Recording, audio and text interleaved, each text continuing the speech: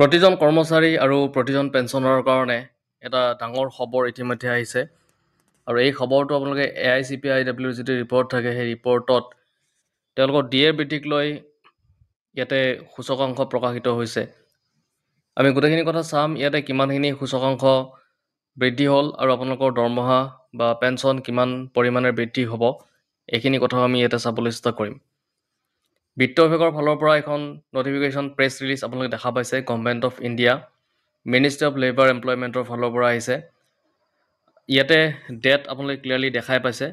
Date হৈছে 28/11/2025 তাৰিখে এখন ৰিলিজ হৈছে প্ৰেছ ৰিলিজটো। ইয়াতে লিখিছে, চাব পইণ্ট 2 নম্বৰটো চাওক ইয়াতে, the all India CPIIW for October 2025 increased by 0.4 and stood at 147.7.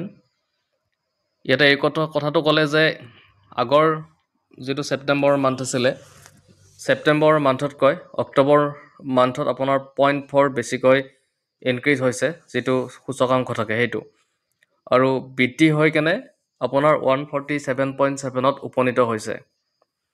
যাৰ ফলত তলত আমি যদি চাওঁ, ইয়াতে তলত দেখা পাব আপোনালোকে ছেপ্টেম্বৰ মাহৰ 147.3 যিটো ৰেচিঅ' যিটো সংখ্যা আছিলে সেই সংখ্যাটো অক্টোবৰ মাহত 147.7 হৈছে।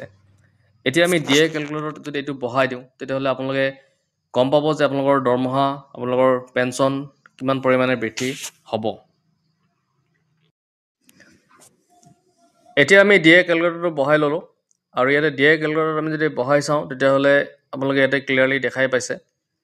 যিটো আগৰ আছিলে 58% ডিএ, 58%ৰ ডিএৰ আপোনালোকে ইতিমধ্যে বৰ্ধিত হোৱা দৰমহা পেঞ্চন লাভ কৰিবলৈ সক্ষম হৈছে। ঠিক তেনেদৰে আমি অক্টোবৰ মাহৰ এই যিটো সূচকাংশ ওলাল 147.7, সেইটো যদি বঢ়াই দিয়াৰ লগে লগে আপোনাৰ 59.60 এইটো এটা নতুন সংখ্যা ওলাই আহিলে। আগতে আছিলে 59.31 আৰু সেইটো এতিয়া বাঢ়ি হৈছে 59.60। আৰু আপোনালোকে এটা গম পায় যে সম্পূৰ্ণ এটা ৰাউণ্ড ফিগাৰ হ'ব লাগিব 59.60 আৰু আপোনাক 0.4 লাগে, 0.4 হ'লে এইটো 60 হ'ব। নৱেম্বৰ ডিচেম্বৰ দুটা মাহ আছে আৰু নৱেম্বৰ ডিচেম্বৰত কিমানখিনি বাঢ়ে সেইটোহে আচলতে লক্ষণীয় কথা হ'ব।